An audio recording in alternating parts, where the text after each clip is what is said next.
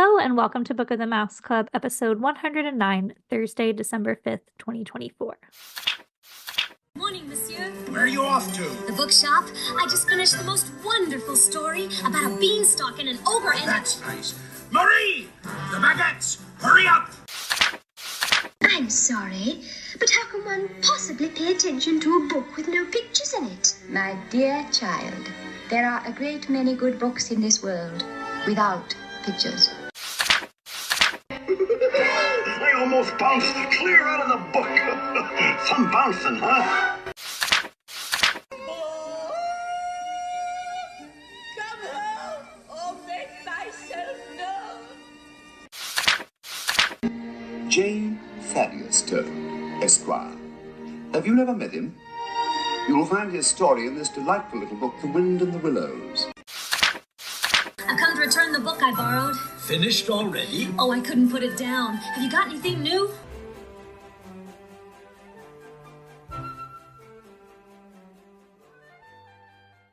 Welcome back. I'm your host, Courtney, and I'm joined, as always, by the entertainment cast member to my attractions cast member, my lovely co-host, Emily. You know, we never miss an opportunity to talk about that we worked at Walt Disney World, that we did our Disney College program, and we're very excited that we get to continue that conversation and have an entire episode focused on working in operations at Walt Disney World. Yes, we have a special guest joining us once again. Michael Lyons is a freelance writer specializing in film, television, and pop culture. His work has appeared in publications such as Cinefastique, Disney Magazine, Remind, and on websites like animationworldnetwork.com and fandom.com. He is the author of 2 books, Drawn to Greatness, Disney's Animation Renaissance, which he joined us to chat about back on episode 86. And the focus of our episode today, Magic Moments, Stories, Lessons, and Memories from a 20-year career at Walt Disney World. From 2000 to 2020, he worked full-time at Walt Disney World Resort in leadership roles, contributing to initiatives like guest service and technology, and helping reimagine the world of Disney and launch Star Wars Galaxy's Edge. Michael is a recipient of the Walt Disney Legacy Award. In 2020, he transitioned to full-time writing, managing his blog Screensaver, contributing to cartoon research, and co-hosting the Disorder and From Pencils to Pixels podcast. Welcome back, Michael. Hey, Courtney, Emily, good to see you both and good to be here. Thank you for having me back. It's so exciting to have an opportunity to reflect on a work experience and getting to write about it. We were excited when you reached out about your new book. And I loved in your opening chapter that you explained the excitement you had of wanting to work at Walt Disney World. So what sparked that for you that you wanted to work there? Ever since I was a little kid, and I kind of talk about this in the book, that I, like so many of us, especially the 3 of us here, grew up as Disney kids. And, you know, since my childhood, my parents introduced me to the Disney movies very early on, back in the day before VHS, where you had to go see the movies in the theaters, and they took me to see them over and over and over again. For years, I wanted to be a Disney animator, but a lack of talent stopped me from doing that. But I knew that somewhere down the road, I wanted to work for Disney. For 7 years out of college, I worked as a freelance writer from 93 to 2000. And any chance I got to write about Disney, I took. And I was very fortunate then that a lot of editors gave me the Disney movies to cover. But even then, I knew that, you know, in addition to writing about Disney, and that was really great, I wanted to be a part of Disney. So in the late 90s, a lot of the magazines that I wrote for were transitioning to websites. And back then, a lot of these websites didn't think they'd have the need for a larger staff, so they were phasing out a lot of freelance writers. And I was trying to get a job working at Walt Disney World. I was living up in New York, and I thought working for Disney would be great because I would get to work for Disney and I would get away from the cold of New York.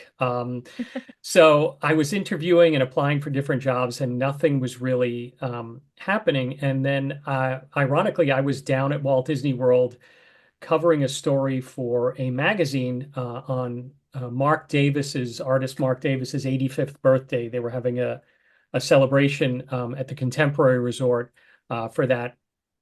And I wound up talking to the guest relations VIP tour guide cast member who was with Mark, and guest relations will assign a tour guide to go with individuals like Mark who come down and are at Walt Disney World as a VIP. And I was telling him I wanted to work for Disney, and he said, "Well, Walt Disney World promotes from within. If you can, you should move down here to Florida and get a frontline job, and then once you're within the company, you can apply for jobs internally." And I went home and I thought about it, and the freelance work was starting to fade away a little bit.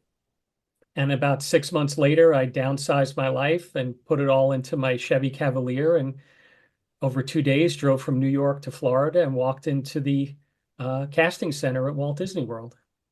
And the rest is history, or a book. Or history in my mind, I should say. So, Courtney, we've talked about working at Walt Disney World, but I don't know, have I ever asked you what made you decide I want to work at Walt Disney World? Was it just being a Disney kid also, or? Yeah, very similar to Michael. I mean, I recognize the privilege of this, but I grew up visiting Walt Disney World every summer. Being from Maryland, it was a 2-hour flight. I had family in the area, and I think we started to see less and less of the family and more of Walt Disney World as the years went on.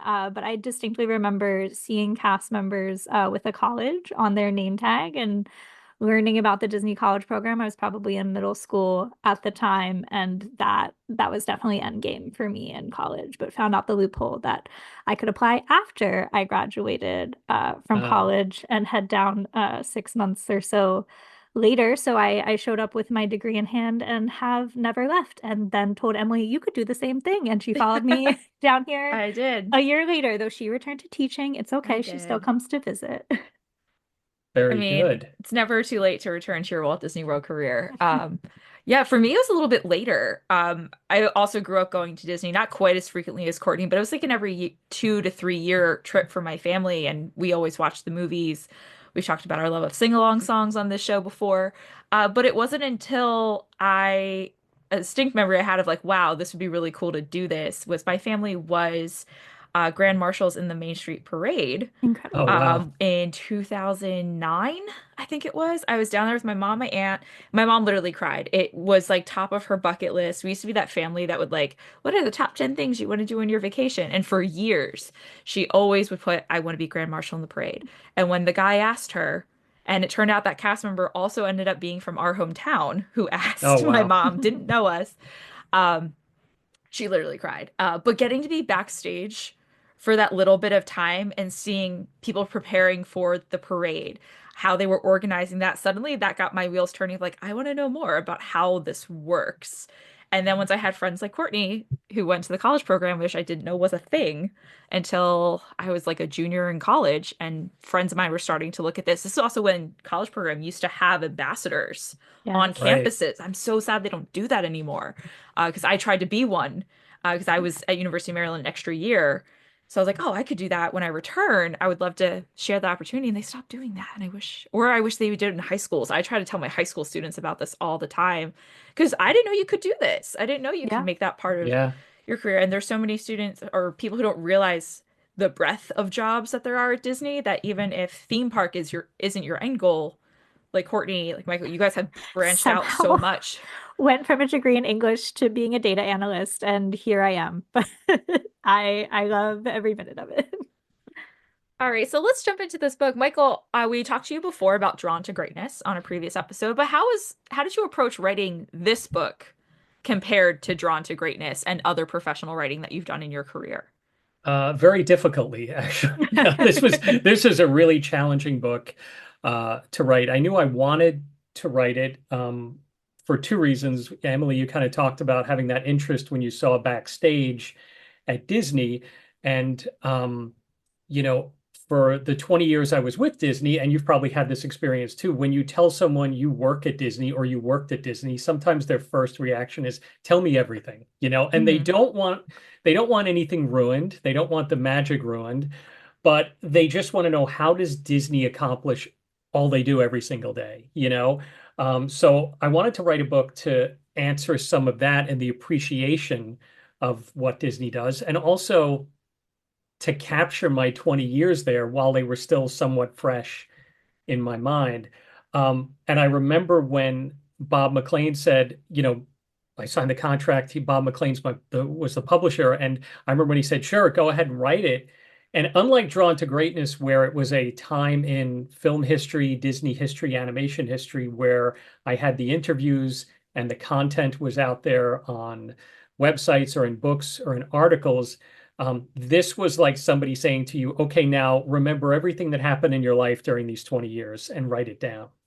So the first thing I had to do was just start making up files. I knew what the different chapters were and what topics I had to cover, but then within those files on my computer, I just started typing in stories or making notes. And so here's a file on training, and I'd type in the story of my first day going through traditions, and a file on guest service, and I'd remember a really good interaction with a cast member, and I'd put that in there. And what was happening was then, as I was writing the book, I'd have a conversation with somebody and they'd say, "Remember that time we worked over at then Downtown Disney and this happened?" And I'd say, "Oh, that'd be a great story for the section on leadership." And I'd have to go back into the chapter that was finished and try to find where to put that in and how to segue that. So at times it was almost like Caroline Thompson's the screenwriter of Nightmare Before Christmas, and she was hired to write the screenplay after they built the sets for that movie and all the little puppets for it. And she said it was like building a house that somebody was living in. And I felt like that's what it was like writing Magic Moments at times, because I'd be 3/4 of the way through and I'd remember something and I'd have to go back and add it to a chapter, or I'd say, "Well, this chapter is very upbeat and here's a chapter about challenges. So I want to make sure that I'm not putting too many, upbeat chapters together and not too many challenging chapters together. I want to balance the book a little bit." So, where I feel like Drawn to Greatness was a very linear story of that decade, this was more of me jumping around and fitting the pieces together and then having to sit down at the end and say, "Okay, how did that all come out?" It definitely works just fine. Now, I'm curious because I know that Emily is an avid journaler. I am not. So unless you are a consistent journaler, people might not often, put their reflections down on paper frequently. So after taking that time to personally reflect on your 20-year career, what did you learn about yourself and from your experiences by writing it down? Probably that you often hear, and you hear this a lot on the college program, at Disney, we change lives. We'll change your life, we'll change your career. And working at Disney for 20 years was a life-changing experience, professionally and personally. I did things at Disney that I had never done before in my entire life. I had never done any public speaking. I was terrified of public speaking before working at Disney, and Disney helped bring me out of my shell. I never saw myself going into a leadership role before working at Disney. I never saw myself in some of the challenging situations that I'd be in and trying to problem solve before I worked at Disney. And all of this has kind of come over into my personal life. I mean, Disney teaches you about time management. They teach you about, critical thinking, all these things you have to learn when you're working in the operation at Disney all comes in handy in your personal life as well. So Disney was life-changing in many ways. And best of all, I met my wife, Michelle, because I worked at Walt Disney World, because we had a mutual friend who also worked at Walt Disney World as well. Love that. Very common story. Yes, it is. So you started mentioning this, kind of wrapping up thinking about the writing process. You've done plenty of editing and publishing in your career, but what was it like going back and editing and publishing a personal narrative and kind of a memoir? What was that like for you? Very strange. You feel very full of yourself when you go back and you start looking at this, because I'm not a very like I, me type of person. And when you start going back and reading your work and you realize everything is I did this is me, this was me. It's very surreal to go back and read it. And it's also very reflective. At times it was like a time machine. I would start writing about um, certain times during my Disney career, like my very first day going to traditions class and the excitement of that. And that brought me back to fall of 2000 when I was there and going through traditions. I remember writing about some of the challenging times, like in 2004 when we had three hurricanes that closed Walt Disney World 3 weeks apart, and what that was like, kind of the uncertainty of that, and the fact that that was just 20 years ago this fall. So there was a lot of talk about that on the TV and in newspapers here in Florida. So it was a very surreal experience, but in many ways it was very much like going in a time machine and revisiting 20 years of your life. Yeah, I'd love to jump into tradition since you mentioned it. We did share a photo on our Instagram of three of us at our various traditions That was great. classes from our first official days at Walt Disney World. That first day really is such a transformative experience when becoming a cast member. That is where we learn about for us back then, the four keys, now the five keys. Yep. So why was it important for you to dedicate an entire chapter to explaining these keys? And also, what do you remember about your traditions class day? Yeah, so I think it was important because Disney, I think, it's the only company I know of. I'm sure there are others out there, but it's the only company I know of where when you get hired at Walt Disney World, no matter where you're working, you don't go to your work location on that first day. You go to a classroom over at Disney University, which is dedicated to training new Walt Disney World cast members. And when I was there, it was an 8-hour class that taught you anything and everything about Disney. So you learned about Disney history. You were taken through a Disney history timeline. You were steeped in the culture of Disney, and then you learned about the expectations of what you were going to be doing, but you learned about it from the guest experience. So here's what guests are going to be, experiencing when they come to Walt Disney World, and here's how you can make their experience better. And, I say in the book that at the end of the day, when they give you your name tags in traditions, it does feel like graduating. It feels like turning the tassel in a certain sense because you truly feel like you are a part of the rich history and heritage of Disney by being there that first day. It truly feels like the part of something, and you feel a lot of that uncertainty of that first day of work is taken away because you feel like, okay, I know more about this company. I know more about the expectations. I know more about the culture and what things are going to be like. And now on to day two from here. And for me, going through it just as that Disney fan, that Disney kid, was just very exciting because I had heard a lot about traditions. I remember reading an article in an old magazine that Disney used to publish called Disney News Magazine. And this was probably in the early 90s. There was an article, I think the title of the article was Mickey Mouse Signs My Paycheck. And it was all about traditions class and training new cast members. And I remember reading it saying, that's got to be so exciting to be there on your first day and be a part of this. And to me, just as a Disney fan, it felt like a Disney trailer or a Disney coming attraction for what was coming next. Courtney, what do you remember about your traditions day? I mean, who can forget Mickey Mouse coming in when you get your name Oh, that's tags? so And I great. know Emily, as a friend of Mickey Mouse, got to experience that as Yeah. well. So you Oh, got to very do cool. traditions more than once I in a did get to go way. to traditions twice. I only got to work at Walt Disney World for 6 months. I did only complete one Disney college program before getting offered a teaching job that I could not refuse when I needed to go home.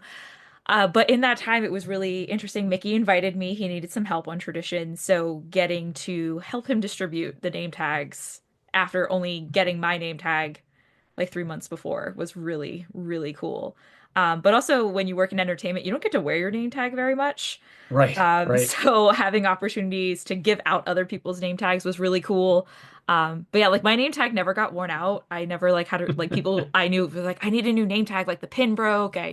it gets abused and knocked around all day. I'm like, mine sits in my bag the whole time. Like I always had it with me because they could send you on stage at any point. Um, but I didn't get to wear mine very much. So getting opportunities like that where I got to be part of that part of the cast was really, really special. That's great.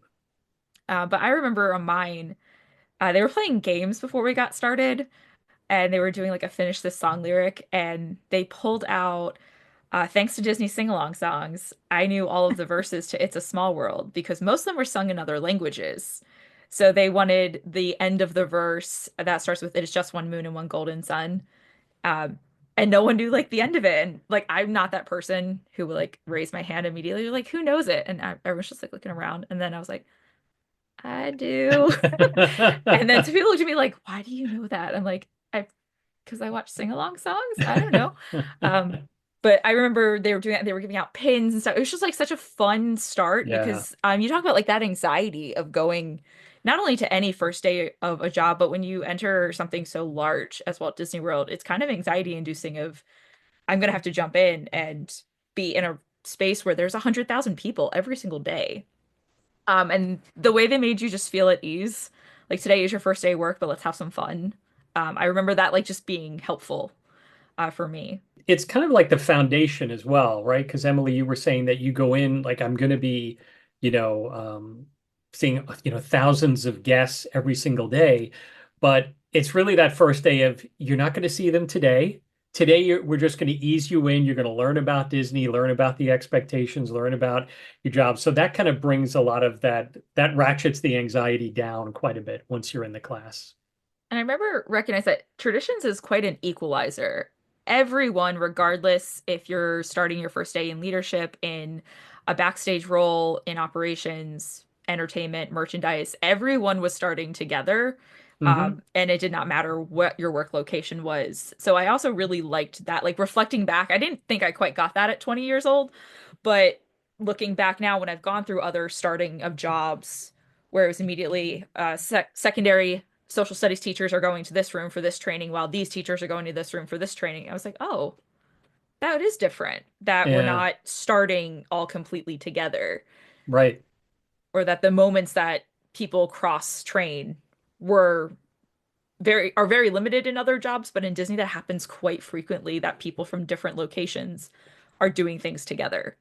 Yeah, and Disney even has traditions for operating participants, which is a separate class for the other companies that come and operate on Walt Disney World property, like the AMC movie theaters over at Disney Springs, the Coca-Cola store. All of those employees of other companies have to go through a version of traditions as well.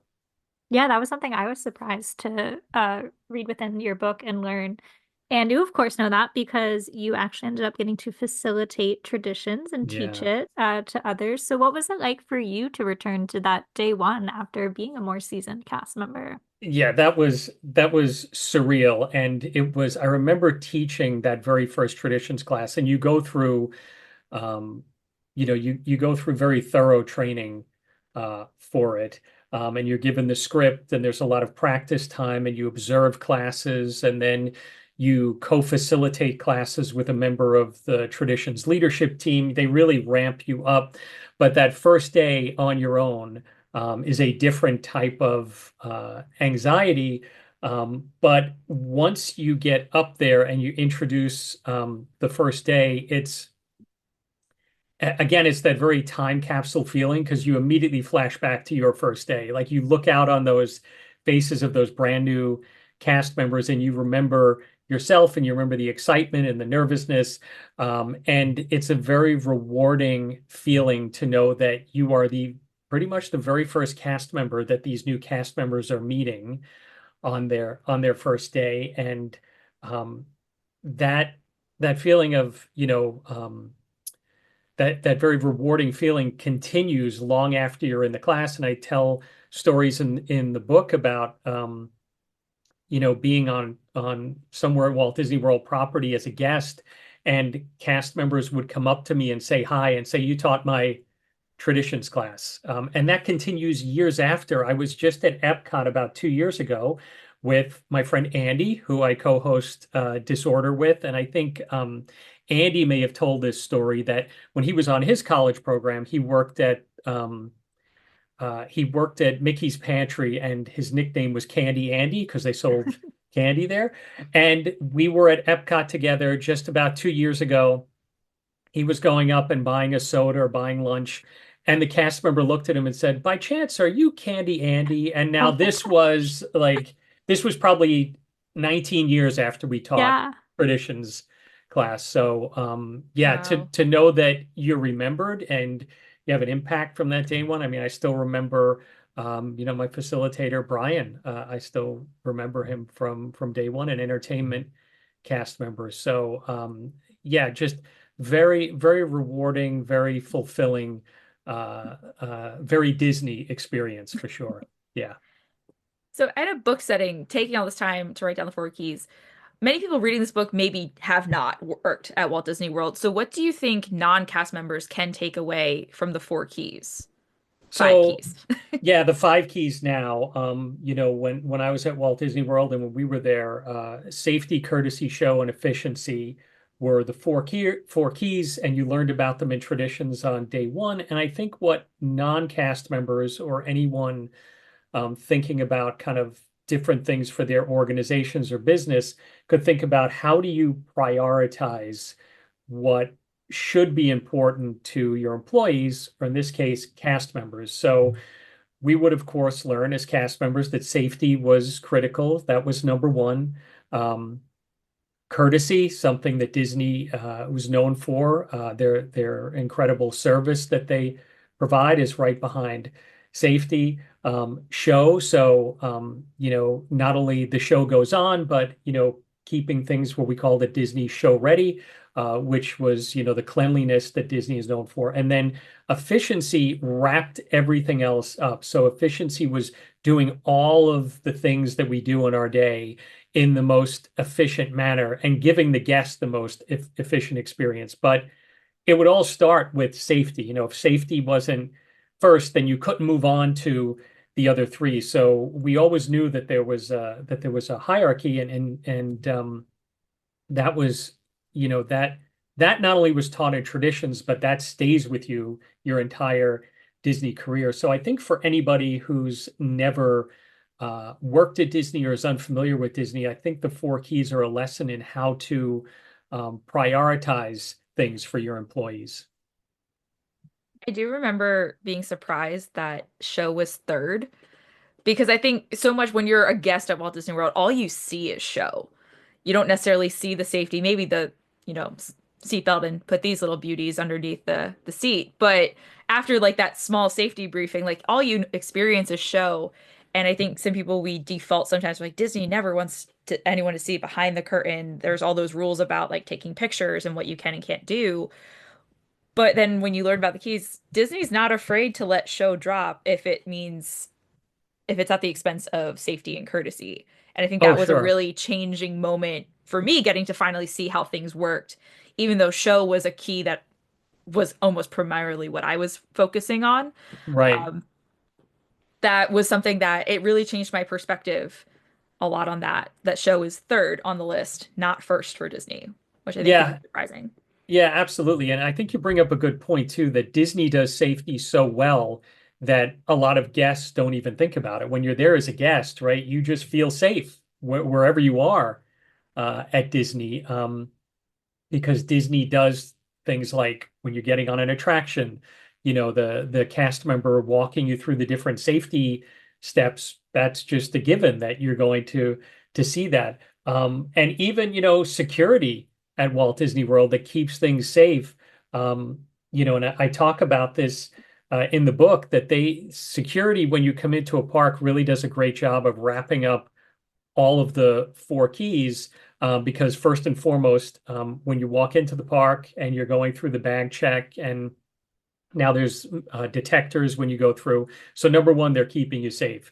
I remember going recently, and the security cast member who was there was talking and laughing with all the guests and noticing things on their t-shirts and their hats and the mouse ears that they had on. And of course, they're keeping the area clean as guests come through, which is not easy when you have, all those guests streaming into the park every day. And they're keeping the line moving, so it's all efficient. So really, you just look at that example right there, and it's everything wrapped up in one experience. What Disney does with those four keys. Yeah, I feel like something that resonated with me in the book is how you explained the theme of Disney Service Basics is I can make a difference for a guest, and that I is meant to give ownership to the cast member. So that was a profound reflection that I've definitely had in my experience as a cast member as well. This is where I did want to touch on my accidental cameo within your book, or my Yes, unexpected cameo as I was I'm fascinated to reading. hear about this. Okay, so I'm going to take us back to 2016 for I get my hurricanes mixed up, but I believe Hurricane Matthew. The Uh-huh. ends start to run together. So this is from page 39. You're sharing your experience as a leader at World of Disney. And I'll kind of jump around here, not to read the whole page. But essentially, Walt Disney World had announced that it would close for 2 days. And on the second day, because the hurricane diverted, they decided to reopen, but just Disney Springs. So you say, this was terrific news for those staying at a Disney resort. For the team at Disney Springs, this meant that Disney transportation buses would soon be dropping off about 100,000 guests on our front porch, all coming to see us. World of Disney is indeed a big shop. In fact, it's the largest of all Disney's merchandise locations anywhere. And as we were gathered for a pre-opening meeting, the team started talking about how efficiency would drive everything that evening. As we opened our doors and guests streamed in as if Black Friday had come early that year, they started to make purchases. The queue line at the registers began to grow past the designated area in front of the counter, spilling over into the rest of that room, and then the next. We knew we had to act. Cast members were soon designated to direct the line so that it didn't interfere with the rest of the shop or impede the flow of traffic. Some even acted like traffic cops, where there were breaks in the line, allowing guests to keep shopping. Without this, not only would this have turned into a safety issue, but there would have been no way to move the guests efficiently through the store. End quote.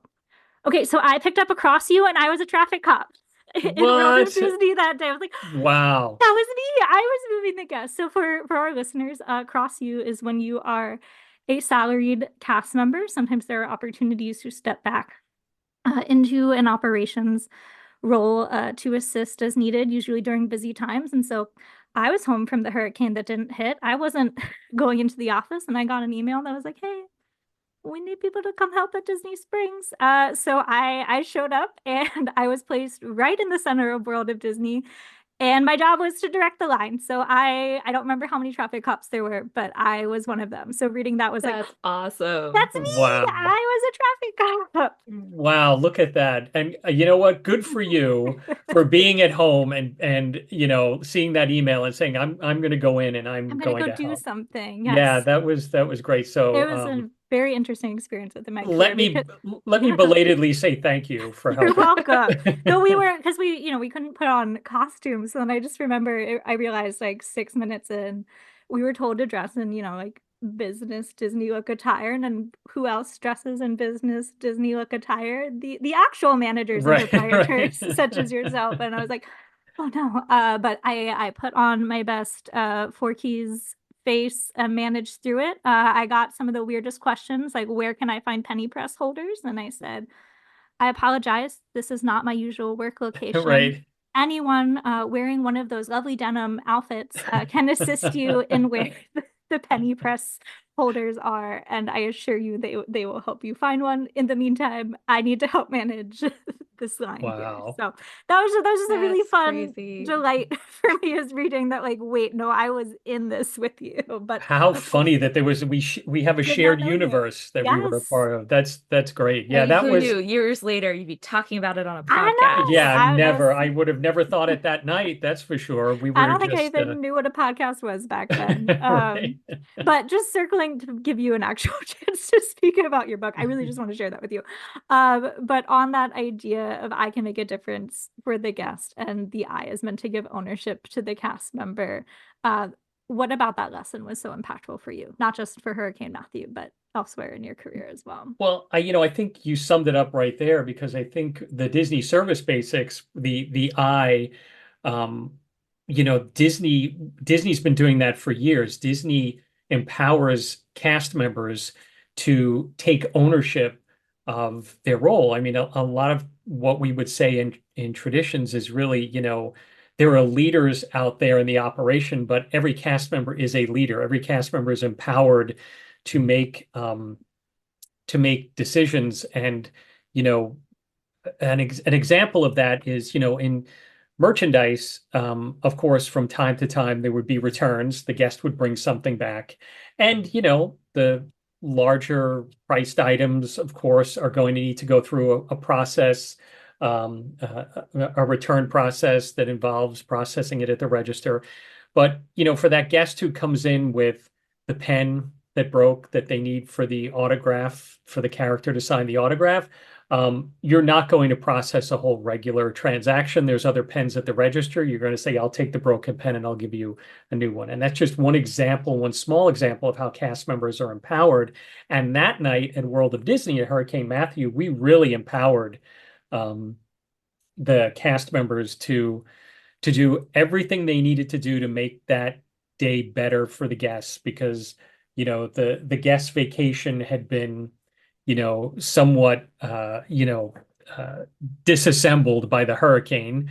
And I tell a story that there was a woman who came up and she had purchased a Snow White costume for her daughter. They were supposed to go to Mickey's Not So Scary Halloween party, which of course had been canceled due to the hurricane, but she didn't buy the costume at World of Disney, and the cast member just said, no problem whatsoever. We're going to return this right here.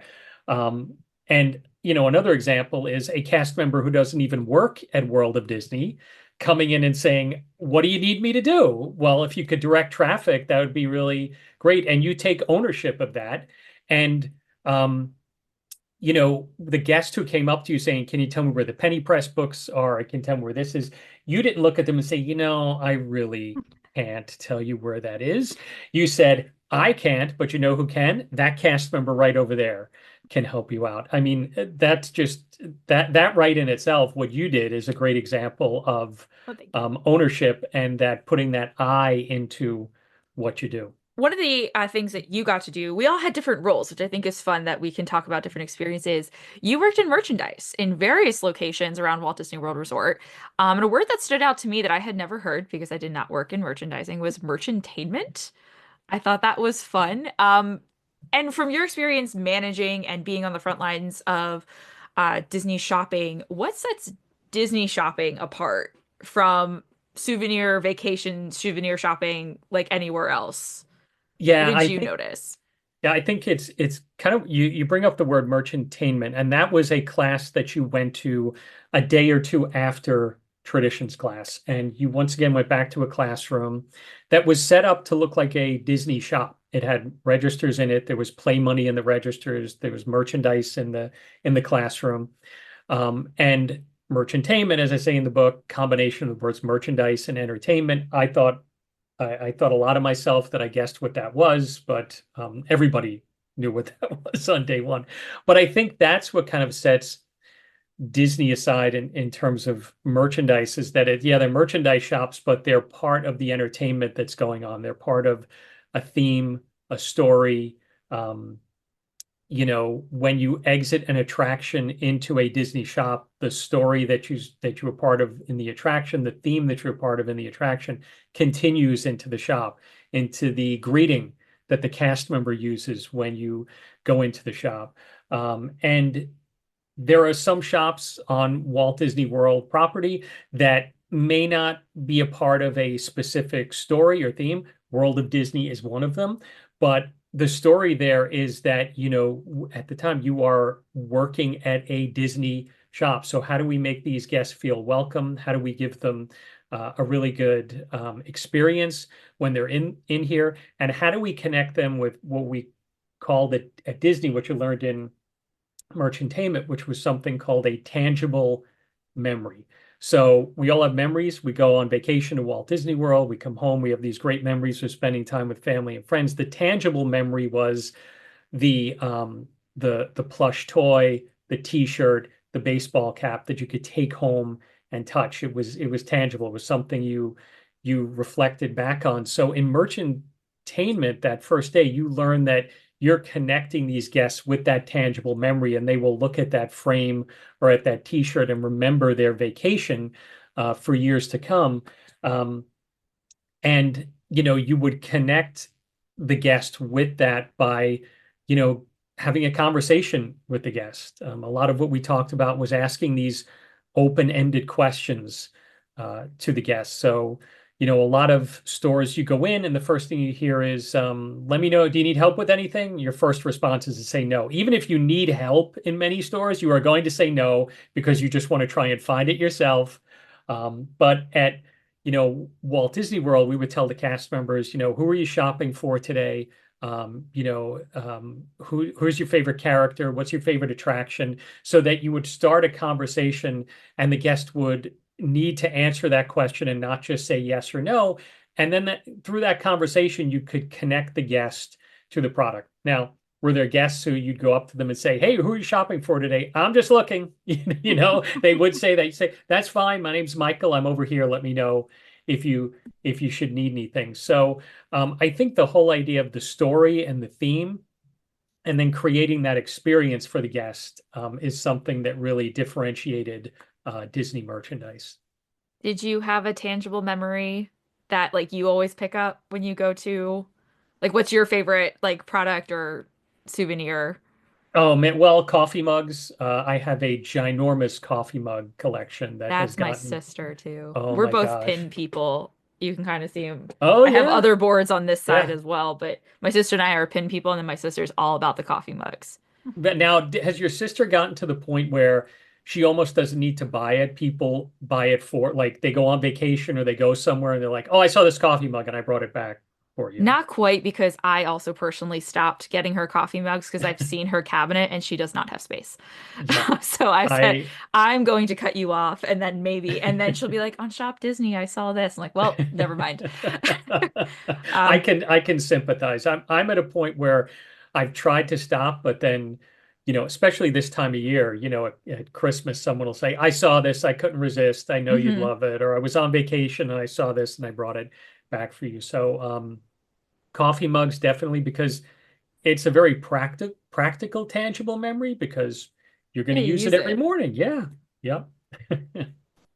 Courtney, do you have something you, Girl, it's Space Mountain. oh, yeah, anything Space Mountain. I started at Disney at Space Mountain, and they like to put Space Mountain on a lot of merchandise. I've decided she is the most iconic figure aside from the four park icons, Very good. and if there's Space Mountain on it, I'm gonna buy it. That's my problem. Very good problem to have. It is. I have a Space Yeah. Mountain cookie jar at my desk that houses all my That's pens. fun. I That's got a very fun. little Belle Nuimo and then found somebody on Etsy who made a Space Mountain cast member outfit or costume for her. So it's like a little mini me on my desk. That's fun. That's very unique. I've never heard of a Space Mountain collection. That's cool. Yeah, it's probably not That's a as lot of common, fun. but I'm funding it. So if whoever's tracking the analytics, they're like, oh, somebody keeps buying it. It's me. Nice personal connection too. Yeah. Exactly. Well, what I would love to talk about a little more is teamwork, which gets a whole chapter. You use the wonderful Walt Disney quote, whatever we accomplish is due to the combined effort. And then chapter 9 is the combined effort. So what did working at Disney teach you about teamwork?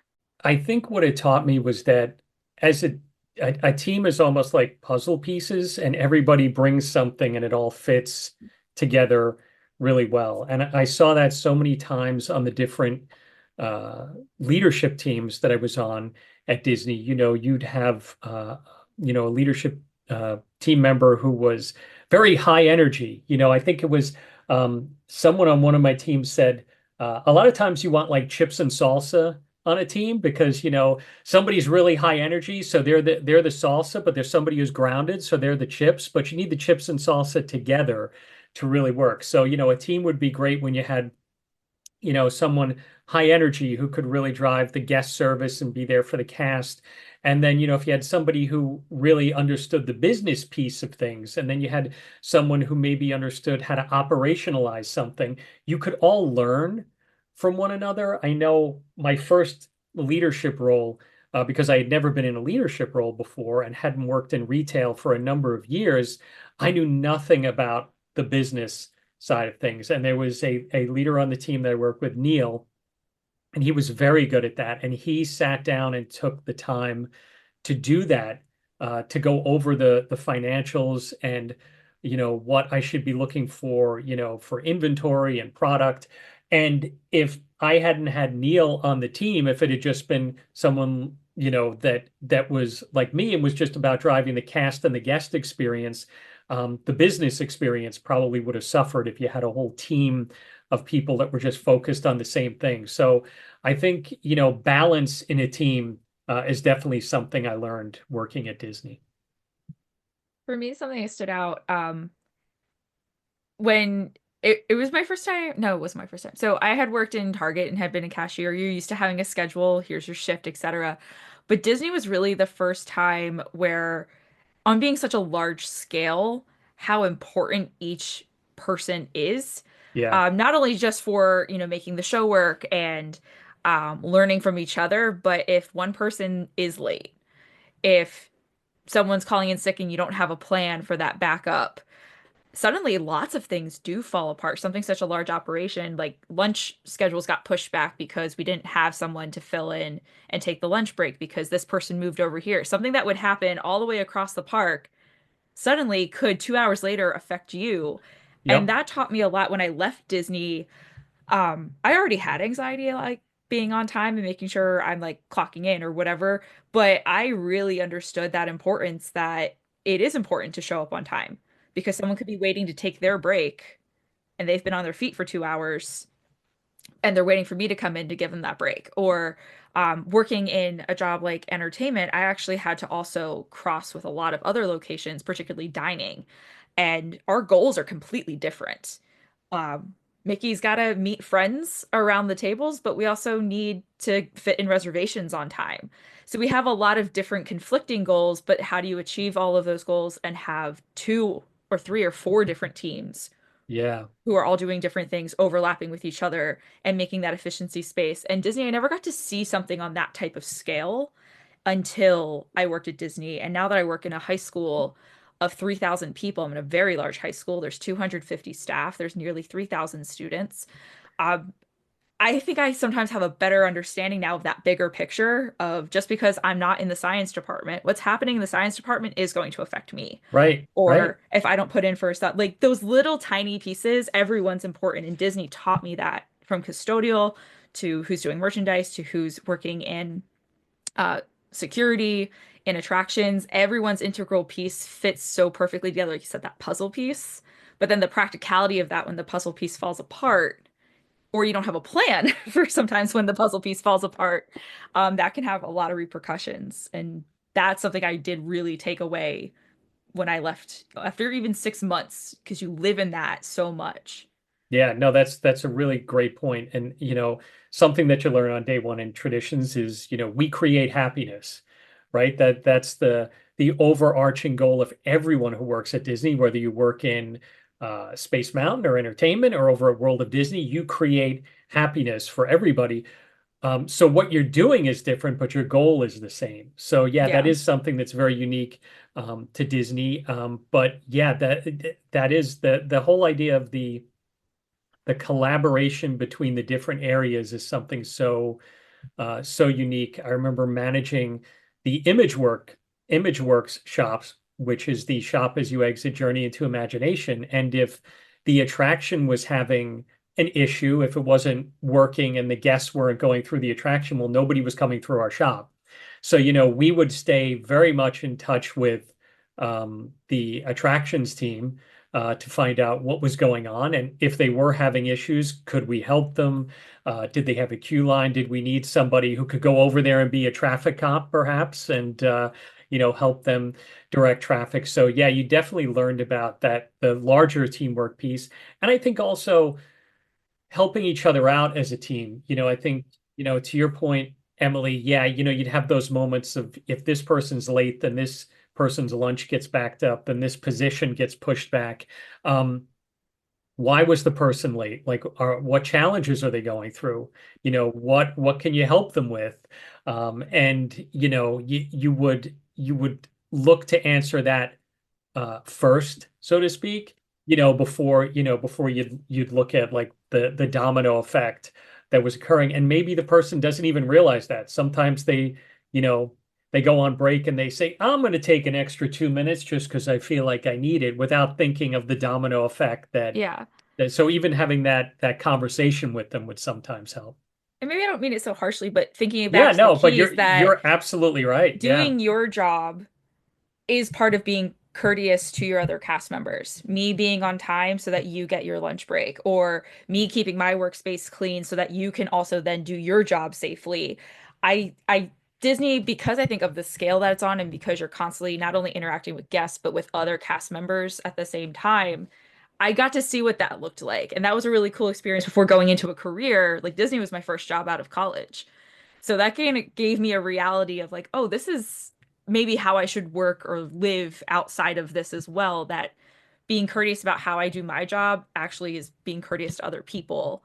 And then, like, bringing back to what we said, the ownership, when you do have an issue, something happens, whatever, we do see people cross into other roles or that quick problem solving. Like when we had those problems, it didn't feel very negative. Like, this cast member, like people getting angry, like, we have a problem, we need to fix it. And then someone would say, we're going to do this. And you say, okay, you just get on board. Um, so it was interesting to see all of those wheels turn. So when people think about how Disney works, it's not just the like animatronics and the cool technology, it's that part of cast members is what makes Disney work. And Emily, you hit something, you hit the nail very sharply on the head there. And many times as a leader, there would be college program cast members, um, and in my area, and they'd come and meet with me, and they'd say, "What can I take from my experience here working at Walt Disney World if I'm going to go and be a teacher, or if I'm going to go work, in marketing, or I'm going to go work, construction?" I say, what you're learning here is what you need to know for any other job you're going to, right? You need to be on time, you need to be responsible, you need to understand your job, you need to work with your team, you need to work with your leaders. So no matter where you worked at Walt Disney World, to your point, everything that you learned, you could bring to anything else you would do after. Yeah, I believe those are all things that our listeners can take away, whether they've worked for Disney or not. But something that is super special to having worked for Disney is the inspiration of the title of your book, and that is making magical moments.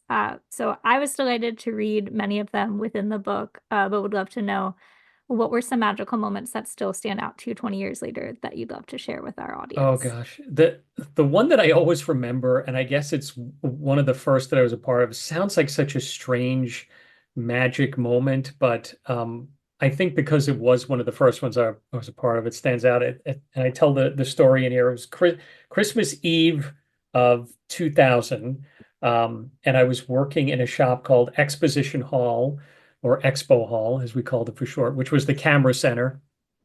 And of course, it was very crowded Christmas Eve. And the nighttime parade had just come by. I think it was Electric Light Parade at the time. And guests came in and said that they had taken the film out of their camera and put it in the case. And they were sitting on the curb, and it dropped down and rolled into the sewer on Main Street it was between their legs, and it was in the sewer. And they said, "Is there any way you can help me get my film back?" And here I am working in this merchandise shop. And, my first thought was much like you. Well, I don't work for Disney maintenance, but, I can probably find someone who did. And I called my leader, Mike, and he came over, and he said the same thing. He said, "I'm the merchandise manager here, but we are going to solve this. Show me where you dropped your film." And he invited me to come out with him, probably because I had gotten him into this. So he said, "Hey, come on and work with me on this." And we went outside, and Mike spotted that right behind where the woman was sitting, like right by, for those who know Disney, Tony's Town Square Cafe and that area of Main Street there, when you first come in, there was a manhole cover right behind where the woman was sitting. And Mike said, "I just have an idea." He said, "It's a shot in the dark." And he called the maintenance cast members, and two of them came out, and one of them had a crowbar and another tool, and one of them had a flashlight. And we created a circle with a few other cast members because, of course, safety. And one of the engineering cast members lifted the manhole cover off in the middle of Main Street, crowded Main Street, on Christmas Eve. and the other cast member shone the flashlight down, and there in the flashlight's beam was the woman's film in the plastic container right down there. And the cast member took this picker type tool and reached down and Nabby Nabby Grabby. Grabby. the nabby grabby, there you go, and pulled out the film and gave it back to the guest. And I know that seems like such a strange story to tell because, getting film out of a manhole cover in a sewer, really? Like that's your But favorite that's story? memories. Yeah, But that meant that a lot to that guest. exactly, I mean, it was I think I joke in the book that today we would drop our whole phone in there if we were to lose our Yeah. photos, but back then you dropped the roll of film. But yeah, that was the guest's memories of being on vacation, and it meant so much to that guest. And afterwards, she took pictures with all of us and in front of the manhole cover and everything. And I just thought to myself, here was a moment where I could have said, I'm really not the person to help you with this. If you want to go over to guest relations, it's right across the street in City Hall. They can probably help you out. How different that may have turned out for that guest rather than saying, well, let's see what we can do. And that's why that one really stands out to me as being one of the first ones I was involved with because I was only with the company for about 3 months when that happened, but very impactful to me. And I've often remembered that later in life, to always take a moment to say, well, how can I help rather than I can't do anything about that. I would say I love the one in your book about the girl in the MCO airport Yes. Yeah. store who was like, I forgot to give this letter to Tinkerbell. And she presents you all with this letter. She's like, get it to Tinkerbell. And you guys made it happen and made sure she got a reply at the same time. And just taking that little extra step, you could have said, yes, we'll get it to Tinkerbell. And then she probably still would have been just as happy, like, I delivered my letter. But the fact that then you went that extra step of what if she just gets a letter in the mail that maybe took 10 minutes of someone's time to write a letter, ask Tinkerbell to sign an autograph to put in the envelope too. And then that probably made her day and probably still thinks about it. I think about that too because to your point, Emily, that young girl, like when she got that letter in the mail, what was her reaction to that, and then her parents' reaction to that as well. And I remember that vividly because uh, just to tell the story very quickly, I was managing the Walt Disney World shops out at Orlando International Airport. A young girl came in, myself and another cast member, Romy, were there. And she said that she knew what tree Tinkerbell lived in Fantasyland. And she showed us a picture on her mother's phone. And she had written her a letter. And could we get the letter to Tinkerbell? And we said, absolutely, we will do this. And the girl and her family said, thank you so much. And they walked away towards TSA at the airport. And myself and Romy turned to each other and said, what do we do now? How do we solve this? But to your point, you're talking about how different areas, different lines of business work together. My first thought was to reach out to guest relations at Magic Kingdom. So I looked up who the manager was of guest relations and sent her an email. And there was a gentleman on her team, Nathaniel. He had been a Walt Disney World ambassador and he loved doing things like this. And he created this whole story of Tinkerbell getting the letter, and he took pictures and he got a letter in Tinkerbell's name, like a flourish of her name. And they sent us an email back with a recap of this whole thing. And to your point, that could have been, I could have put the letter on my desk and said, well, we told the girl we get it, but I really don't know what to do from here. But it was just one email that started the whole thing. So another lesson in just taking a few minutes to do something is a very small thing for you, but it means something really big to somebody else. I completely agree. This is just so fun for us because, we are, of course, a Disney podcast, but I feel like we're mostly in the weeds of Disney history or fiction that inspired Disney. So to reminisce about magical moments, I'd love to each share one. Emily, if you're open to it, Oh do you have one in gosh. mind? I'll share a couple. My first day in the Hundred Acre Wood, Pooh invited me to go skipping with him and Tigger. And this little girl brought a pot of honey for Pooh from like her hotel like continental breakfast. It's this tiny little jar. It still had the sticker on it from like Marriott. Um, but she was so adamant that Pooh needed to have honey that day. And I just thought that was so sweet. And Pooh asked me to hold it for him for the rest of the day. And then Pooh got a lot of honey that day. So he let me keep the small jar, which was really sweet. And I still have it. Um, Other magical one, I know I've shared this one on previous podcasts, but Mickey had to get me a lot of tissues. There was a woman there with her family. I was going around with Mickey in Ohana, and this elderly woman knew very much this was going to probably be her last trip to Walt Disney World with her family. Probably in her 90s. When I say elderly, like she and Mickey were probably born the same year. Um, Wow. so she was very adamant and just kept telling cast members how much she loves Mickey, and all she wants from this trip is to see Mickey and spend time with her family and Mickey. Like she just kept saying how much she loved Mickey. So they were one of the first seatings of the day. So Mickey asked me to go get a lei, and we had extra time with this family in Ohana. And it was just so touching to see multiple generations together. Mm. And this woman very much the one thing she wanted more than anything, knowing it was communicated to Mickey that like she knows this is probably her last trip to Walt Disney World, that this was something that she really wanted, and that was very special and holds a special place in my heart. And then a last fun one, fun fact, if you want to have an opportunity to ride an attraction with a cast with the White Rabbit and Alice, if you were one of the first guests that they meet with during the day, they might invite you to go on the teacups. And the White Rabbit invited me to join him and Alice on the teacups with a family, and that was really fun to get to experience an attraction with a character like you see in the commercials. Yeah, You're like, yeah, that doesn't happen. Like Belle's not gonna jump on the carousel with us. Oh, they do. And it's very fun. So that's those were great. some magical moments that stand out to me.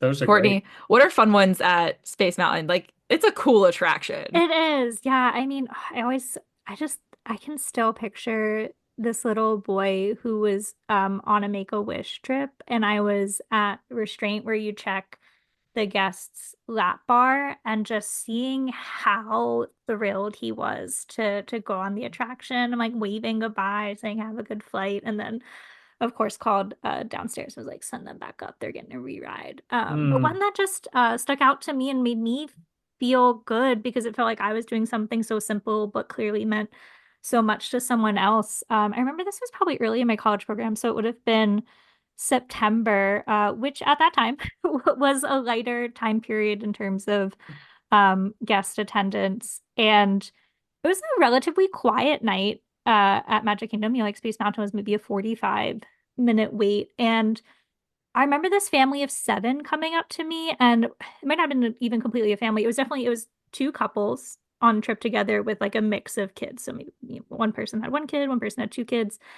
And this group of seven came up with a pass that granted them admission to attraction of their choice, which indicates, that would be guest recovery. Something had clearly happened that they had been given this slip to enter the ride, and they came up and they're like, "Hey, we really want to ride Space Mountain, but our kids are young and they're below the height requirement," basically asking, how do we do rider swap with this ticket? Like, does that make it null and void? And I sat there and I thought, and I'm like, they got this ticket for a reason. Something clearly happened. How can I continue to make this better for them? And I said, you know what?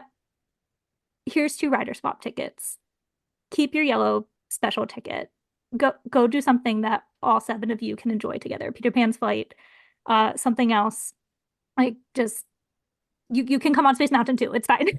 Here's the rider swap. Like, two of you come in, the other two swap out. And it's not like our line was that long, but I could tell it meant a lot to them, and I just sent them on their way. But then when they got off the attraction, I was still out front at the greeter position, and they came back and thanked me. And that just sounds so simple, but it meant so much to me that Yeah. it clearly meant a lot to them that they came back, after 10 minutes or so going through the line, switching out the ride, and we're just like, "Hey, thanks so much for doing that." And I was like, "You're welcome." So I hope they Mhm. enjoyed Dumbo or Peter Pan all together, but that one just stuck with me, that they also took the time to be appreciative. And I don't know, I just think the takeaway from all of these is that, you put other people first. And if you Yeah. live your life like that, you're gonna feel good.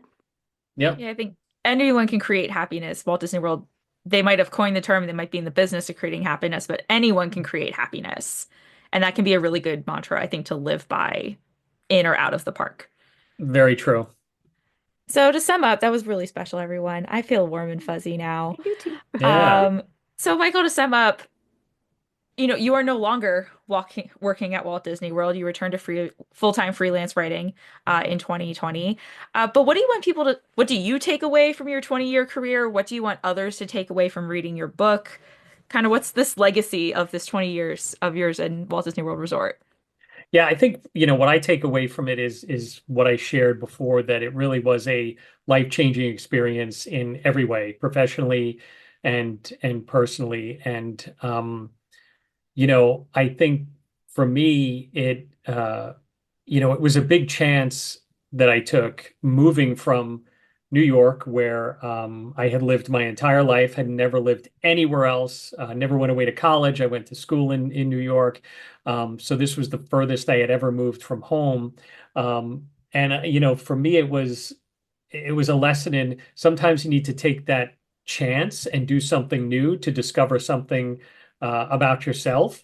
And I think what I would love other people to take away from reading the book are two things. One, I hope whether someone is an avid Disney fan and visits the Disney parks quite a bit, or they're just learning about Disney, they may not know they're a casual Disney fan.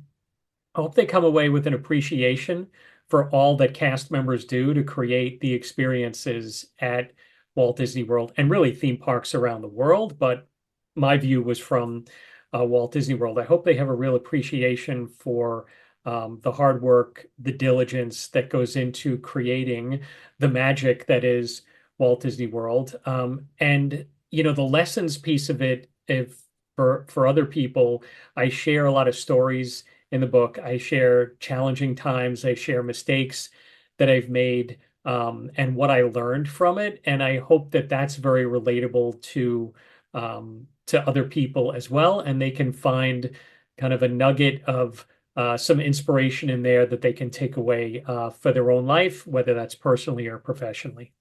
It absolutely shines through.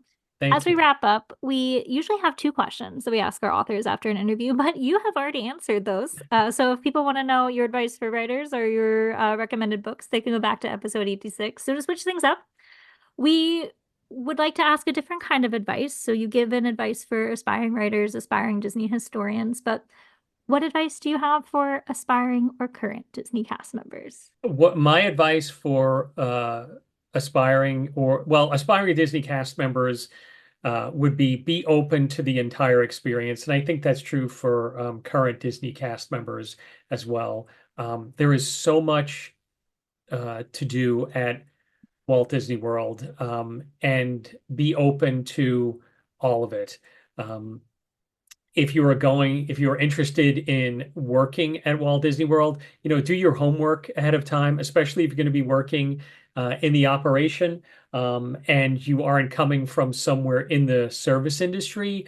Understand, you're going to be working different hours, different days, holidays. So, do some of your research when you're coming to work, and also, know that whatever you do at Walt Disney World is part of that overarching experience of we create happiness. And I know there are a lot of stories of, new cast members, whether on the college program or otherwise, who, have, those dreams of being in the stage show in front of the castle. I've seen this my whole life on television.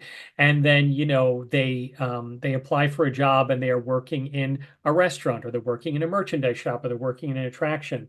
And while that may not seem as quote unquote glamorous as being in a stage show, you are still part of the show. You are still part of the experience, and you can still make that difference for that guest, no matter where you are. There were stories years ago that were told that the cast members who worked in the laundry at Walt Disney World were taught by their leaders to envision that the sheets that they laundered, the towels that they laundered, were making a difference for those guests who came back to the resort room. So the biggest thing I would say for aspiring or new Disney cast members is know that you can make a difference wherever you work at Walt Disney World. And also, if there's other things you want to do within Walt Disney World, once you're working at Disney, talk to your leadership team and let them know that, because they will help you. You may be working at the Emporium, but you want to work in Imagineering. Talk to your leader, because you never know what connections and collaborations other people have had that they can help you get there.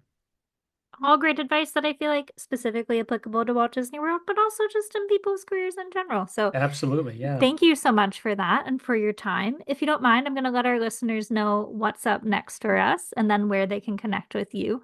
So we look forward to kicking off season 8 of Book of the Mouse Club podcast with our January 2025 selection, Disney High, The Untold Story and Rise and Fall of Disney Channel's Tween Empire by Ashley Spencer.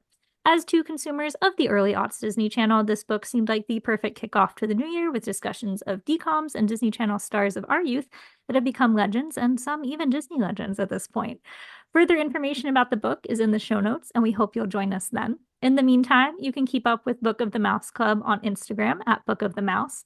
Email us with comments or ideas to bookofthemouseclub@gmail.com. Please be sure to leave a review wherever you listen so that others can find our podcast to read and listen along with us.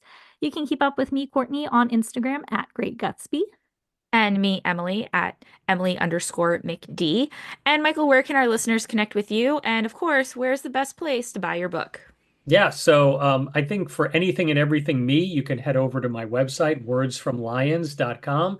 That's Lyons.com. And you can actually purchase my book there. Signed and personalized copies are available. You can read my articles, my blog. You can listen to episodes of my podcast, Disorder Every Disney Film, and From Pencils to Pixels, and all of the social media channels connected with Words from Lions. You can get right there on the website as well. Thank you so much. And as we close out here, you know the drill as the guest of honor. What closing quote have you picked for us today? Oh gosh, I picked a quote that's in Magic Moments and that I heard when I was working at Walt Disney World from a gentleman named Lee Cockrell, who for a number of years was the executive vice president of operations for Walt Disney World, a very inspirational leader who always had fantastic common sense advice, and he really did so much for so many of us at Walt Disney World. And I saw him give a presentation one time, and he said this, so I'm paraphrasing it, but I remember I wrote it down and I had it above my desk when I worked at Disney, and it's about leadership. Lee said, as a leader, if you're not out there every day working on your reputation, don't worry, others will create one for you. And for me, that was so impactful, because I think it not only speaks to actions speak louder than words, but that, you know, in our life, whether we're in a leadership position, whether at work or in our personal life, what we do and what we don't do becomes who we are. You know, so I think you have to be very mindful of that, you know, in all that you do. And, you know, it's those times where, you know, you sometimes need to ask for feedback, or, hey, what am I not doing that I should be doing for you, for friends and family? But yeah, that quote from Lee has always stayed with me. So I wanted to share it here. That was a great pick. I had not heard it prior to reading the book, and it stuck with me as I was reading. So thank you so much for bringing it to our listeners as well. And thank you again for joining us, for going down this memory lane trip for all of us and sharing the magical moments that you made. Oh, this was wonderful as always, and I appreciate both of you for having me on again. And listeners, we hope you have a happy new year, and let's get out there in 2025 and create some happiness.